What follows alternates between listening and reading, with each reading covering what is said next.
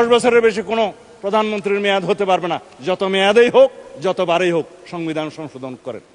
মনে করছিলাম বিরোধী দল থেকে হাততালি পাবো।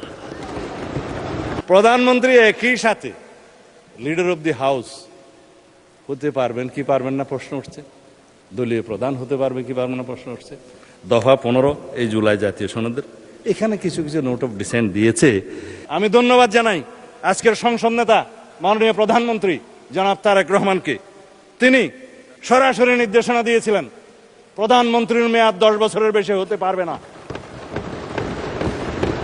যদিও গভর্নমেন্ট ইন ওয়েটিং হিসাবে তিনি জানতেন বাংলাদেশের জনগণ দেশনেত্রী বেগম খালেদা জিয়া তখন জীবিত, হয় তাকে অথবা কোনো কিছু হলে তার অবর্তমানে আমাদের নেতা জনাব তারেক রহমানকে প্রধানমন্ত্রী এই দেশের মানুষ বানাবেন।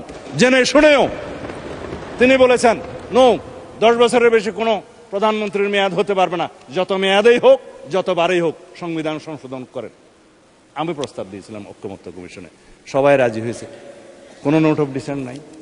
কেননা আমরা চাই না ব্যক্তিতান্ত্রিক স্বৈরতান্ত্রিকতা, দলতান্ত্রিক স্বৈরতান্ত্রিকতা, এখন আয়কতান্ত্রিক রাষ্ট্র ব্যবস্থা বা একদলীয় রাষ্ট্র ব্যবস্থার এবং পার্লামেন্টারি স্বৈরাচারের কোনোদিন আর উৎপাত না হোক, উৎপত্তি না হোক, এখানেই শেষ।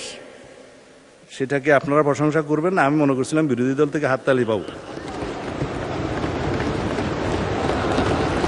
একবার তো দিবেন, টেবিল চাপড়ায় দেন।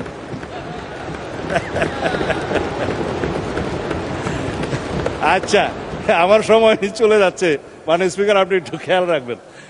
প্রধানমন্ত্রী একই সাথে লিডার অব দি হাউস হতে পারবেন কি পারবেন না প্রশ্ন উঠছে, দলীয় প্রধান হতে পারবে কি পারবে না প্রশ্ন উঠছে। দফা 15 এই জুলাই জাতীয় সনদের এখানে কিছু কিছু নোট অফ ডিসেন্ট দিয়েছে। তো এখানে আমার মনে হয় আমরা যেটা দিয়েছি যে প্রধানমন্ত্রী ট্রেডিশন মাফিক, এটা decorative, leader of the house, এটা কোনো মন্ত্রিত্ব না, হাউসকে লিড করতে হয়, ডিসিশন দিতে হয়, সেটা থাকতে পারে।